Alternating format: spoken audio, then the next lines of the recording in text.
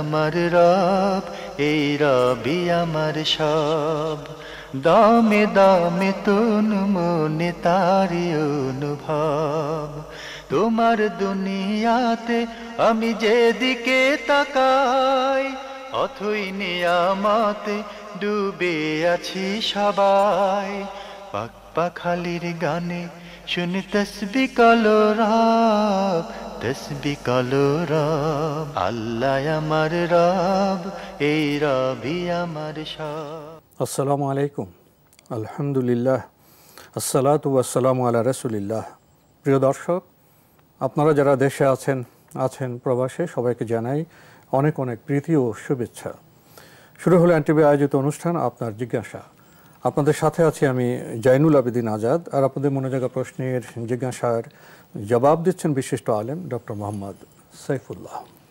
আসসালামু আলাইকুম ওয়া রাহমাতুল্লাহি ওয়া বারাকাতুহু। প্রিয় দর্শক, চলুন তাহলে জিজ্ঞাসার জগতে। শুরুতে একটি ইমেল পাঠিয়েছেন মোহাম্মদ ওমর ফারুক, পূর্ব শানের শরীফগাহ জামে মসজিদ, বাউফল, পটুয়াখালী থেকে লিখেছেন, আমার প্রশ্ন, মসজিদে হেলান দিয়ে চোখ বুজে থাকলে অনেকে ঘুমিয়ে পড়েন, এতে কি অজু ভেঙে যাবে? ধন্যবাদ। যদি কেউ মসজিদে হেলান দিয়ে তরন্দা চলে যান অথবা একটু ঘুমের ভাব এসে যায়, এতে তার ঘুম নষ্ট, অজু নষ্ট হবে না। কিন্তু যদি এমনভাবে ঘুমিয়ে পড়ে, অনেক কাছে বসেও ফুল ঘুমিয়ে যায়, এমনভাবে ঘুমিয়ে পড়ে যে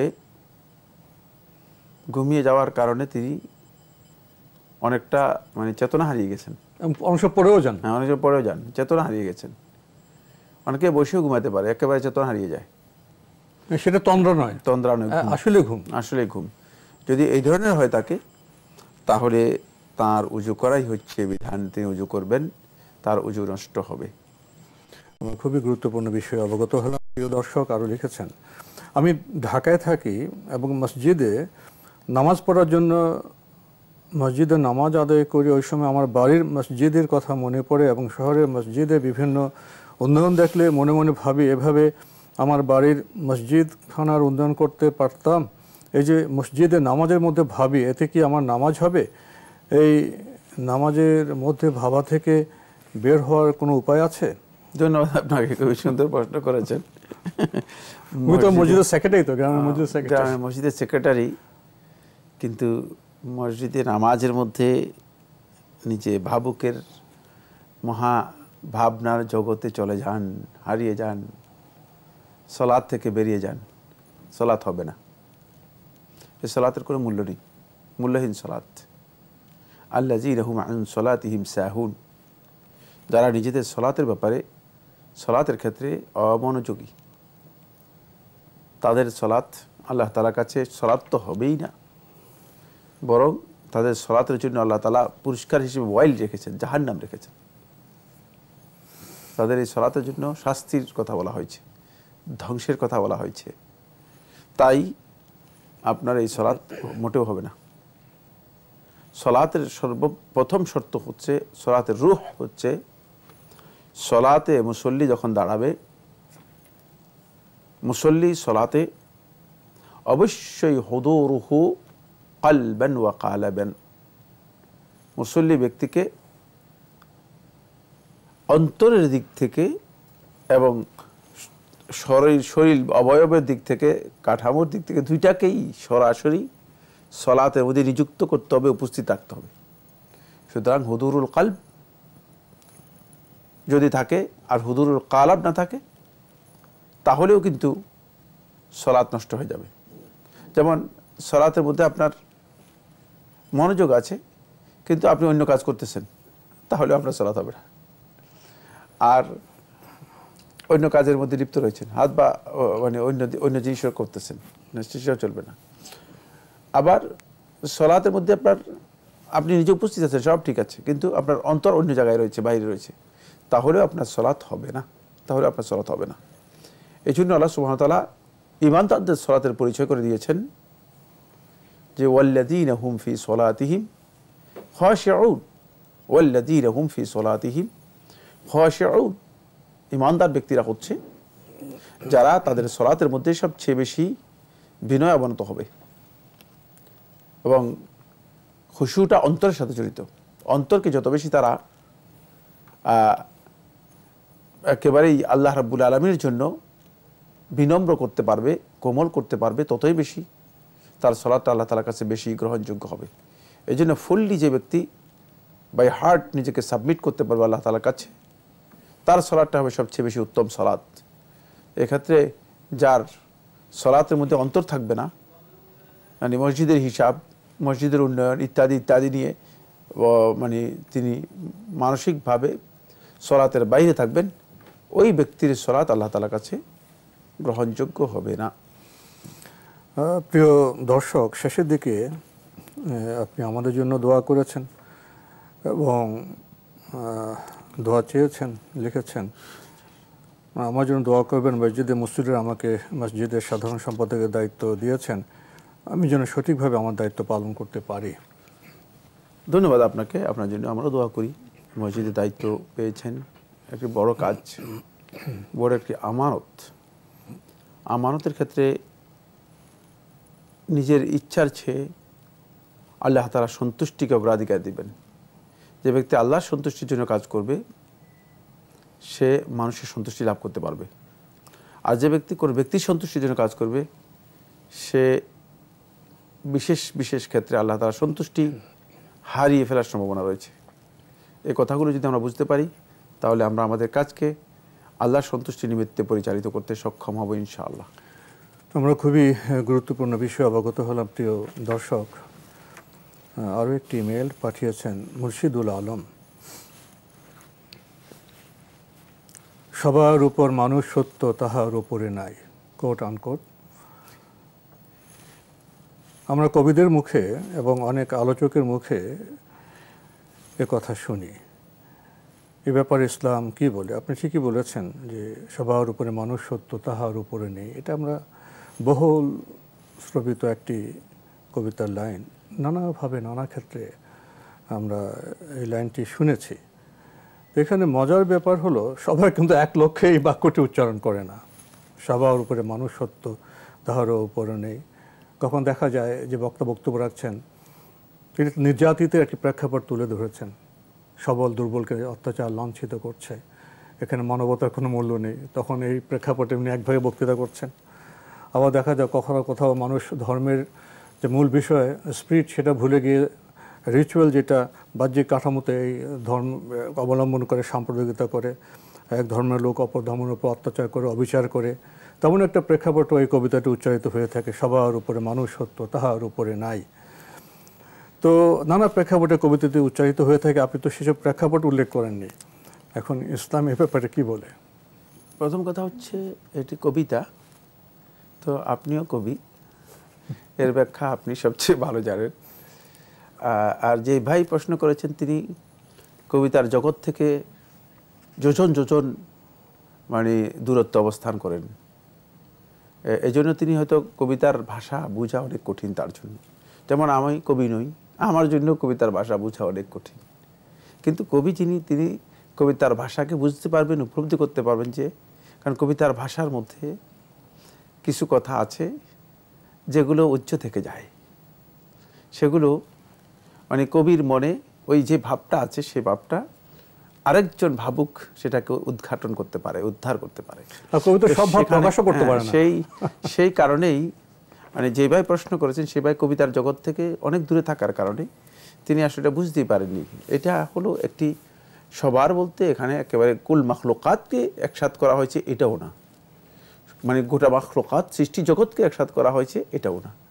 আর সবার বলতে এখানে মাখলুকাত সহ, খালেক সহ, মানে আল্লাহ তাআলা সহ সবাইকে বিরাট ব্যবধান, এটাকে একসাথ করা হয়েছে সেটাও না।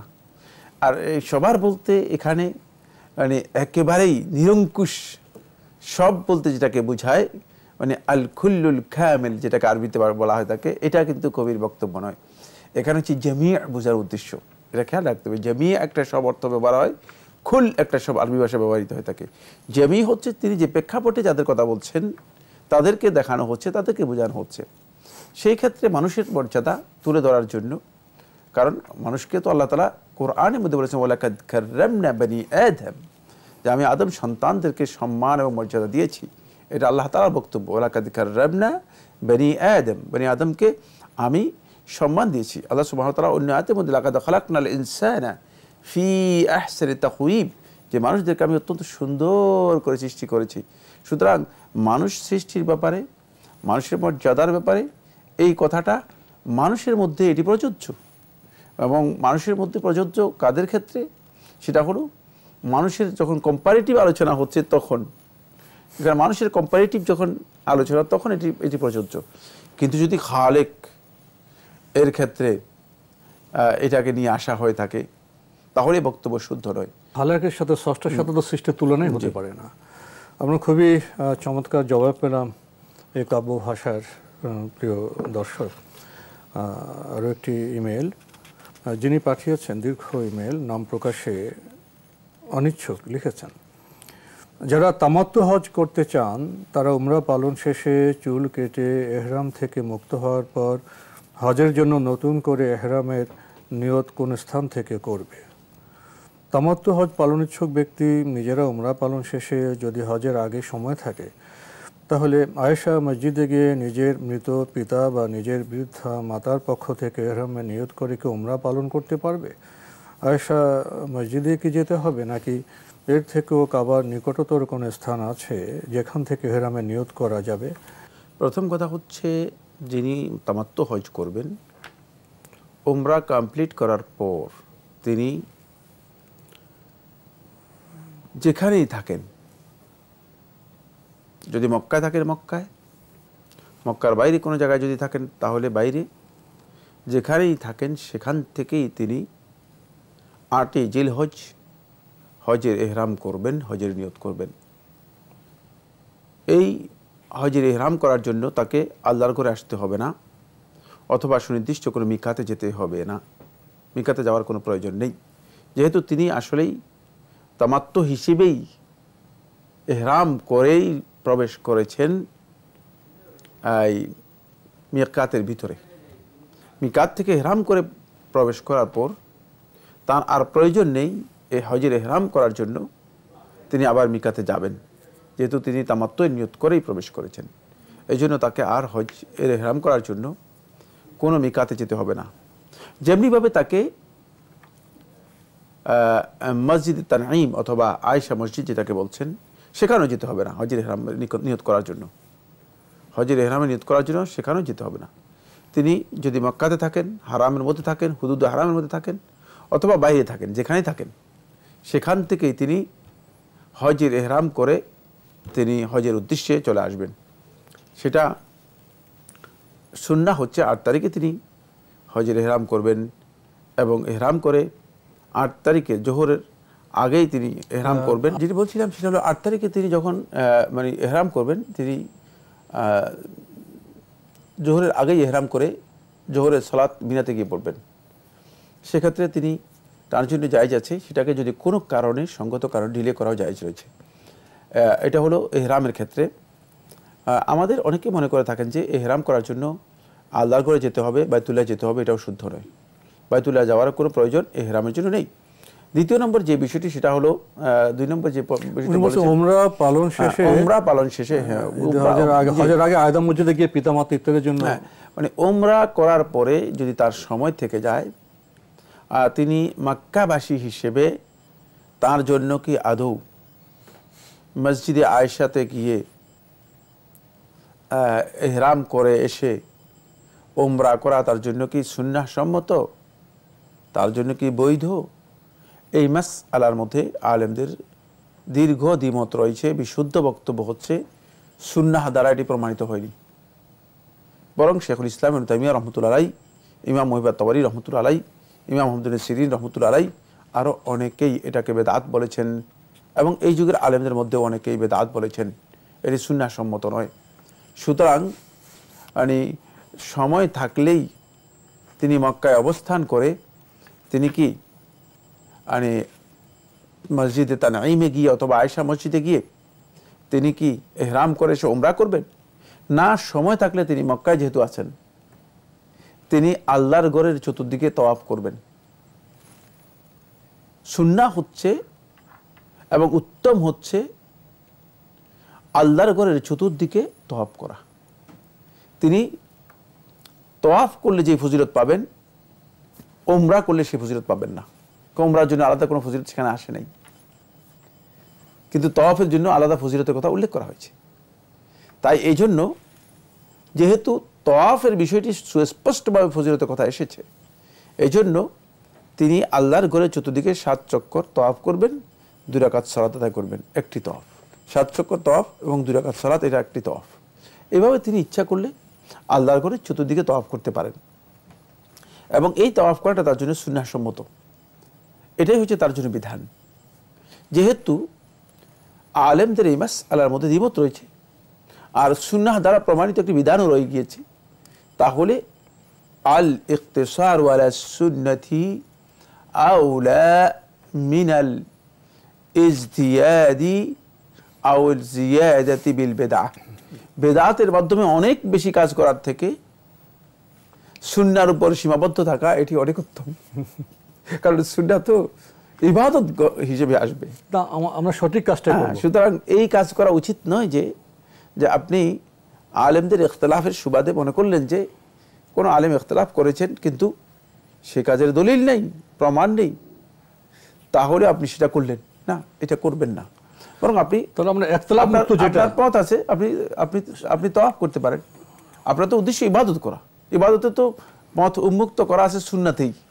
সেক্ষেত্রে আপনি অধিক পরিমাণে তওয়াফ করবেন, অধিক পরিমাণে উমরা করবেন না, এ কথা শুদ্ধ নয়। যেহেতু রাসূলুল্লাহ সাল্লাল্লাহু আলাইহি ওয়াসাল্লামের আমল থেকে প্রমাণিত হয়নি, সাহাবায়ে কেরামদের আমল থেকেও সুস্পষ্ট কোনো প্রমাণ পাওয়া যায় না। কিছু আসার যেগুলো এসেছে সে আসারগুলো নিয়ে বিতর্ক রয়েছে যথেষ্ট আলেমদের মধ্যে সনদের দিক থেকে। বাকি আসলো যে মাসালাটি, সেটা হলো সবচেয়ে কাছের যেই হেল, অর্থাৎ যেখান থেকে মক্কাবাসীর জন্য ইহরাম করতে বলা হয়েছে, সেটা হচ্ছে মসজিদে তানঈম অথবা মসজিদে আয়েশা। এর বাহিরে আর এত কাছে কিছুই নেই। সুতরাং কেউ যদি উমরার জন্য মক্কাবাসী, একজন হচ্ছে মক্কাবাসী আর একজন হচ্ছে যিনি মক্কাতে গিয়ে থাকছেন, তিনি এক নন। মক্কাবাসী যিনি বিদেশি সফর করে গিয়েছেন, মক্কাতে আছেন এবং তিনি অনেকটা মুসাফিরি। আর যিনি মক্কাবাসী, মুকিম মক্কার থাকেন, এমনকি মক্কার হুদুদের বাইরে যে আছে, তার মাসালা ভিন্ন, তার মাসআলা পর্যন্ত ভিন্ন, বিধান আলাদা। সুতরাং যিনি মক্কাতে আছেন তার জন্য যদি উমরা করতে চান, তাহলে তিনি কেবলমাত্র হেল্লে যাবেন। হেল হচ্ছে হারামের বাইরে যেই এলাকা আছে সেখান থেকে হেরাম করে আসবেন আল্লাহর ঘরের সম্মান দেখানোর জন্য। তিনি আয়েশা যেতে পারেন, তিনি সফর করে আসবেন যে আল্লাহর ঘরের সম্মান দেখিয়ে আসছেন, যেহেতু তার বাড়ি হচ্ছে আল্লাহর ঘরের মধ্যে, এটি তিনি হেল্লে যাবেন। তাও এই মাসআলার মধ্যে আলেমদের দ্বিমত রয়েছে, তিনি কি হেল্লে গিয়ে ইহরাম করে তওয়াফ করতে আসবেন নাকি আসবেন না। শেখুল ইসলাম বলেছেন যে এটাও রাসূলুল্লাহ সাল্লাল্লাহু আলাইহি ওয়াসাল্লামের কোনো হাদিস দ্বারা প্রমাণিত হয়নি। এমনকি আমিও যে বক্তব্য বলছি সেটা হলো, আসলেই কোনো হাদিসে এই কথা আসেনি স্পষ্ট করে যে হেল্লে যিনি আছেন, যিনি হারামের মধ্যে আছেন, হারামের মুকিম, তিনি যে হেল্লে বের হয়ে গিয়ে তারপরে তিনি ইহরাম করে উমরা করবেন, এই ধরনের বিষয় সুস্পষ্ট কোনো নস দ্বারা প্রমাণিত হয়নি। এটা ইজতিহাদের মাধ্যমে আলেমদের বক্তব্য রয়েছে। বাকি এক্ষেত্রে উত্তম হচ্ছে তার জন্য, মক্কাবাসীর জন্য, তাকে তো সম্মান দেয়াই হয়েছে, যেহেতু মক্কাবাসী আল্লাহর মেহমান, আল্লাহর প্রতিবেশী, সেই সম্মানে সে শুধুমাত্র আল্লাহর ঘরে তওয়াফ করবে। এই জন্য মুহাম্মদ ইবনে সিরিন রাহমাতুল্লাহকে জিজ্ঞেস করা হয়েছে, তিনি বলেছেন, তাকে যখন জিজ্ঞেস করা হয়েছে যে আপনি বলতেছেন মক্কাবাসী যদি মানে হেল্লে গিয়ে ইহরাম করে, আয়েশা মসজিদ, মানে আয়েশা মসজিদ বলতে মানে আমরা বুঝাচ্ছি যে আয়েশা মসজিদ বা এই ধরনের যেখান থেকে আসা যায়, সেখান থেকে যদি এসে কেউ ইহরাম করে এসে তওয়াফ করে, তাহলে আপনি বলতেছেন যে তাকে আল্লাহ রাব্বুল আলামিন শাস্তি দিবেন। তো সে আল্লাহর ইবাদত করতে গিয়ে শাস্তি পাবে কেন? তখন মুহাম্মদ ইবনে সিরিন রাহমাতুল্লাহ বলেছেন, আল্লাহর ইবাদতের কারণে শাস্তি পাবে না, শাস্তি পাবে যেহেতু সুন্নাহর মুখালাফাত করেছে, নবী সাল্লাল্লাহু আলাইহি ওয়াসাল্লাম সুন্নাহর বিরোধিতা করেছে, সুন্নাহর বাইরে কাজ করেছে। নবী সাল্লাল্লাহু আলাইহি ওয়াসাল্লাম সুন্নাহ যেটা আসেনি এর বিপরীত কাজ করেছে।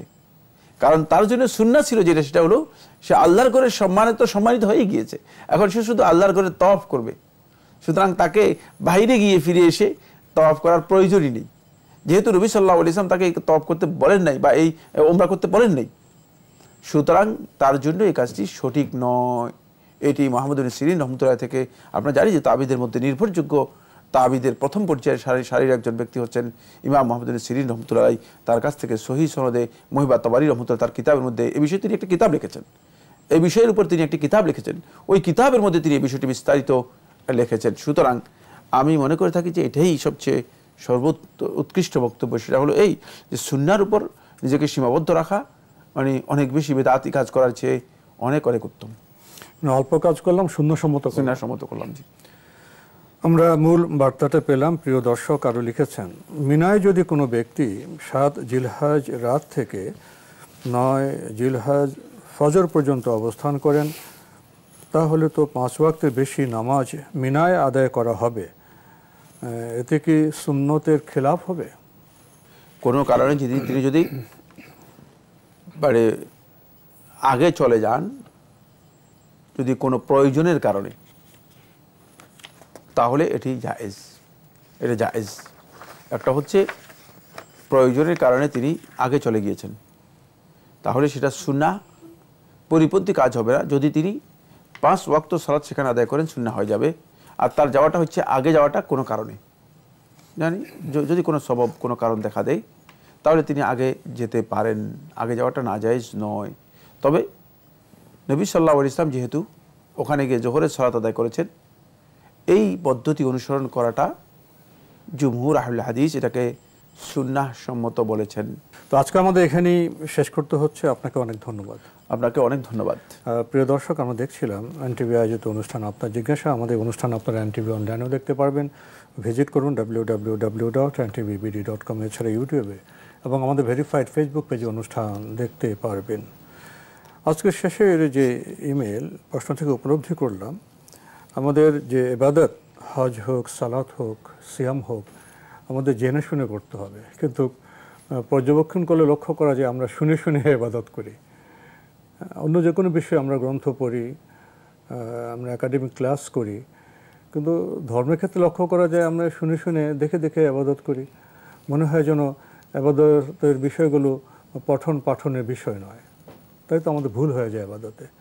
ইবাদতে ভুল হলে কি আমরা কাঙ্ক্ষিত সওয়াব পাবো?